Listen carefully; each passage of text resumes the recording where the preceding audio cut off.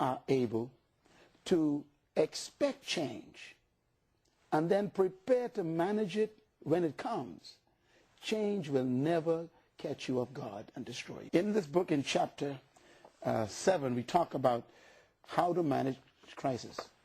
First of all, I believe that the reason God created man was for management. When I read the Bible, people normally think I'm reading a different Bible. Let me read what was on God's mind when he made you. And I think this will help you going through this economic crisis right now. In the book of Genesis, I'm going to show you a verse you never saw before. It says in Genesis chapter 2, it says, when the Lord God made the earth heavens, no shrub of the field had yet appeared on the earth, and no plant of the field had yet sprung up. Why? Because the Lord God had not allowed it to rain on the earth. Why? Because there was no man to manage the earth. Now, that's a verse you and I never saw. Marvelous. This is powerful to me.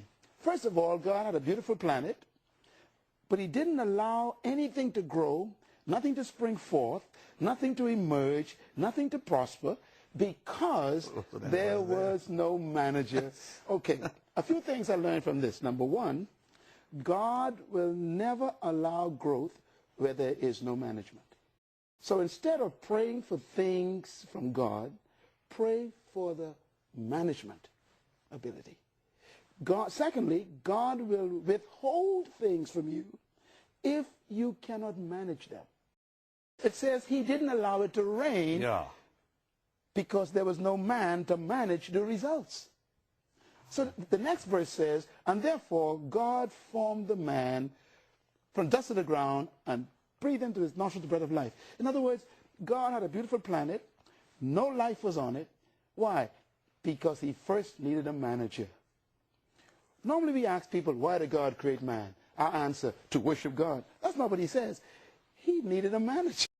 The number one motivation for God creating man is management. Whatever you mismanage, you will lose.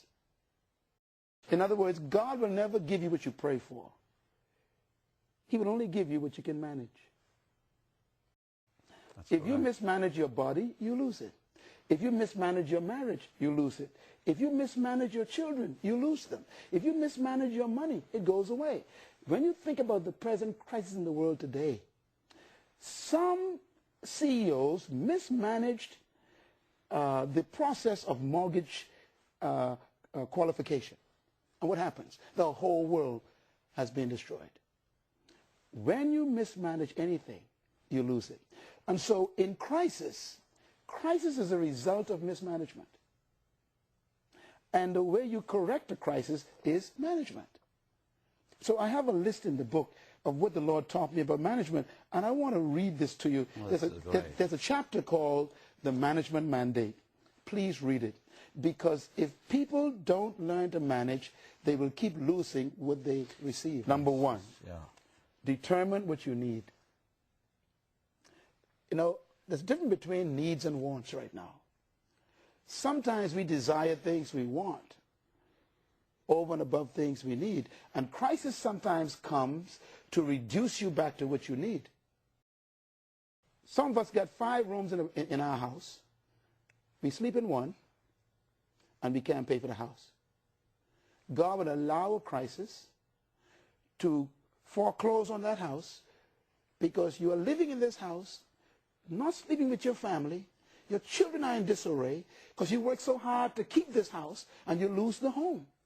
So God will cause you to have your home repossessed to bring you back to the basics: relationships, family, love, patience, kindness, goodness.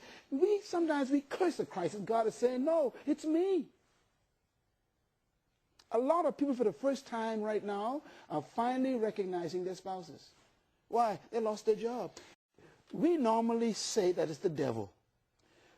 Do you know God actually destroyed the economy of Egypt in order to promote a young man who was in prison? Let me say it again.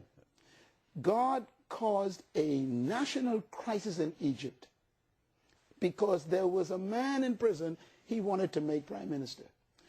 Every crisis produces promotion. Don't be afraid of them. Sometimes the only way for God to move from where you are is to create a crisis that demands movement. You know, Joseph was in prison, locked away, and it was a crisis, a threat of economic collapse in Egypt. God said there'll be famine. I'm going to destroy all of the crops of Egypt. For 7 years, there'll be famine. That's a crisis. Well, how did God get Joseph out of prison? Joseph had the answer to the crisis.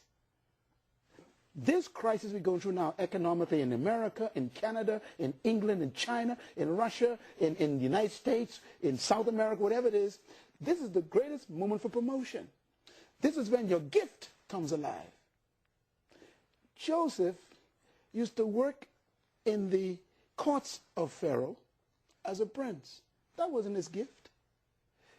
But Joseph's gift came alive. The gift of seeing the future, explaining dreams, when a crisis came. And so when you talk about overcoming crisis, you have to look at the fact, in this book I talk about this, that people need to get back to what they need. You know, some of you, you had 5 cars. You only drive 1. This is the time now to get back to the reality. Look, I only need maybe 1 or 2 cars. I don't need 5 cars. Number 3, don't live beyond your ability. There are people who are trying to compete with other people to make it in life, and they are hurting themselves and their families. Crisis comes to shake you back to what's important, what's valuable. Number 4, withdraw from the unnecessary. There are things that you are involved in that you can't sustain anymore. So withdraw from those things. In other words, you may be involved in some clubs that demand fees that you can't pay anymore. Be willing to give that up. Why? Life is more important than a club. You got to get back to loving your family, taking care of your wife, your children, your husband, to think your faith in God. God will always reduce you to him. That's why he brings crisis. God allows crisis to bring you back to him. Pharaoh actually thought he was a god until God created a crisis of famine. He brought locusts. He brought blood in the water. When Moses started bringing those points of crisis, Pharaoh had to admit that there is a God greater than he was. Sometimes we become so prosperous, we forget God. And God begins to withdraw things to reduce us to him. Number 5, delay major projects. Now what I mean by that is, you know, sometimes crisis comes to readjust our dreams. Sometimes we are so passionate, we lose compassion. I've seen leaders who are so passionate, God told me to do this, and they forget to have compassion. And God would strip them of all the resources to bring them back to him and to the real issue, which is the people. Passion should never become more important than compassion. It's very important that this crisis is used to bring us back to the basics. And even the government of your country, this great country, America, is being brought back to the fundamentals. God is saying, look, you cannot do this without me. Your smartest economists are confused. A crisis upsets all the known systems. It destroys traditions. So everything you learn becomes useless. And in this book of Overcoming Crisis, I talk about leadership. You know, leadership emerges out of crisis, true leadership. And you never grow in good times. We never change in good times. Whatever you tolerate, you can never change. And that's why crisis comes to shake up the things you tolerate, to say, look, find a new way to do it. You think about Mahatma Gandhi. Yeah, how do we know this man 4 feet 2 inches high? The guy defeated the great British Empire with a conviction, not with a bullet. How do we remember Peter? We remember Peter because Peter failed. He denied Jesus and came back and became the pastor of the church.